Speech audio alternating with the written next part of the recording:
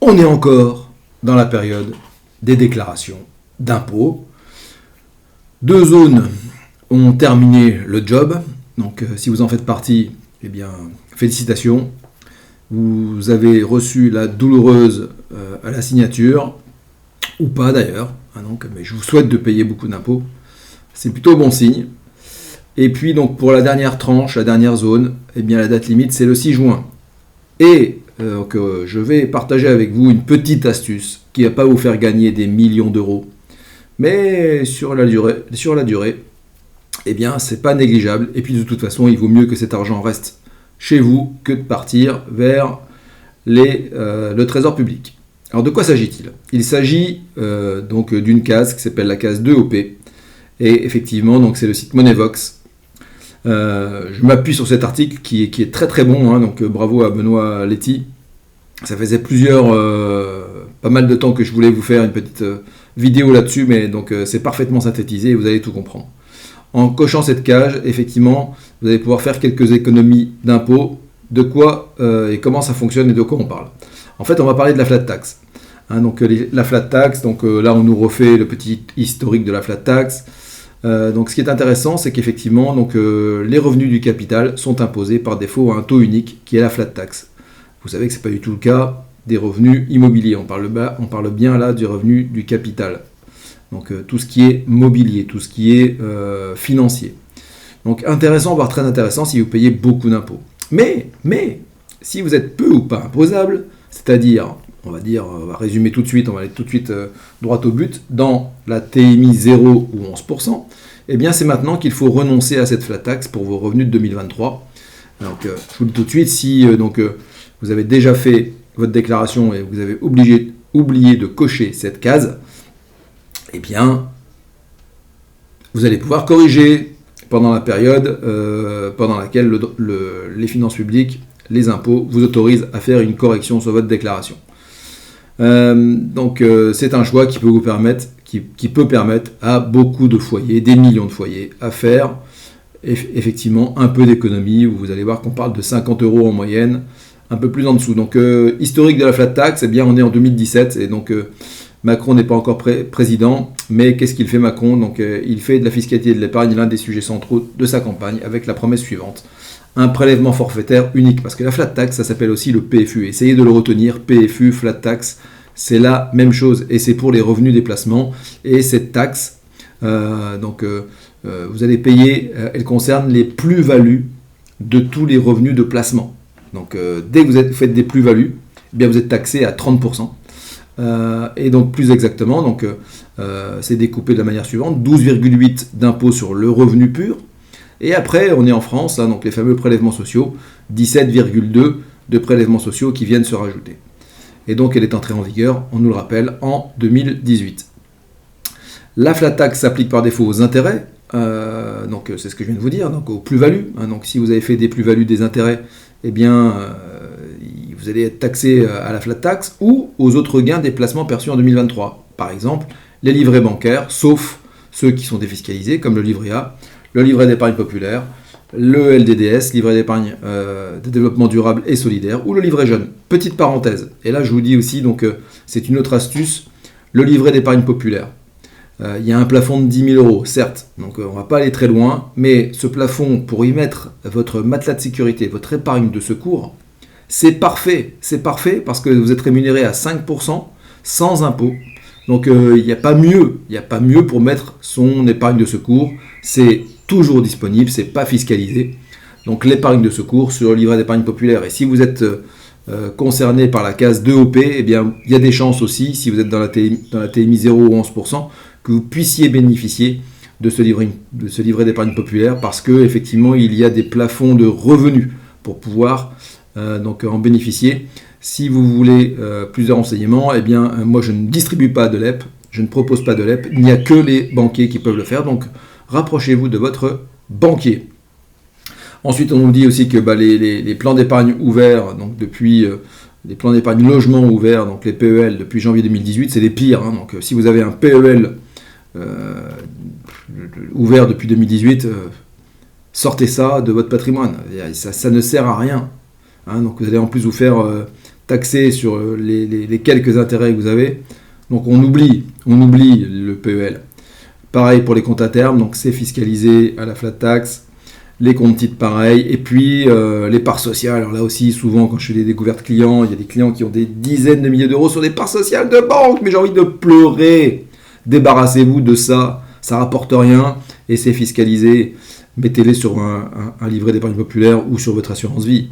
Tout simplement. J'espère que vous avez une assurance vie.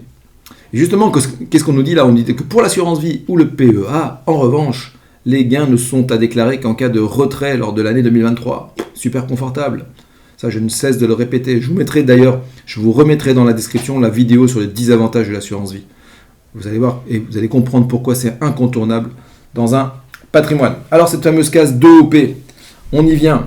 Eh bien, c'est pour renoncer à la flat tax, effectivement. En cochant cette case, vous allez tout simplement exprimer votre souhait à l'administration fiscale de ne pas être imposé à la flat tax 30%, mais seulement à ce qui est mentionné là, donc au barème progressif. Vous avez touché des intérêts sur un de ces produits en 2023, point d'interrogation. Eh bien, si vous ne faites rien et que vous validez la déclaration pré-remplie telle qu'elle, ces intérêts seront soumis à la flat tax, c'est-à-dire à un taux forfaitaire de 12,8% pour l'impôt sur le revenu. Et vous êtes tout de même censé vérifier les montants renseignés à la rubrique revenus des valeurs capitaux mobiliers à l'aide de vos relevés de compte et de l'imprimé fiscal unique mis à disposition par votre banque, courtier ou autre distributeur de produits d'épargne. Ouais, il faut vérifier ça, effectivement. Vous pouvez aussi choisir de renoncer à cette flat tax en optant pour le barème progressif. Voilà. Le même mode d'imposition que pour vos salaires, en fait, en fonction du niveau de votre revenu. Et pour choisir l'imposition au barème, il faut cocher la case 2OP. Donc vous avez une petite photo, une petite copie d'écran de comment c'est configuré lorsque vous allez faire votre déclaration ou la corriger. Donc attention, cocher cette case impacte l'ensemble de vos revenus du capital, ça c'est important comme précision. Impossible d'effectuer un choix différent pour les intérêts délivrés et les dividendes par exemple. Si vous aviez déjà coché cette case l'an passé, elle sera automatiquement précochée pour 2024. Un message ci-dessous vient vous le rappeler et vous ne modifiez rien, vous confirmez cette option. Si jamais vos revenus ont augmenté et que vous avez désormais intérêt à profiter de la flat tax, eh bien la DGFiP doit vous alerter en fin de déclaration en ligne. Et d'ailleurs, c'est souvent arrivé pour des déclarations que j'ai faites pour des clients. Effectivement, l'administration là-dessus, c'est pas mal foutu. Vous dit attention, vous n'avez pas coché la case 2OP, ça pourrait être plus intéressant pour vous de la cocher.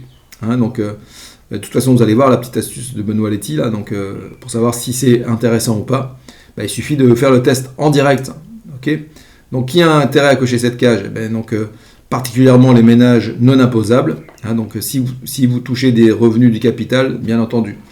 En effet, si vous n'êtes pas imposable, mais que vous percevez des revenus sur un livret fiscalisé ou un vieux PEL, plus de 12 ans, alors vous allez payer l'impôt sur le revenu. Débarrassez-vous de ce vieux PEL.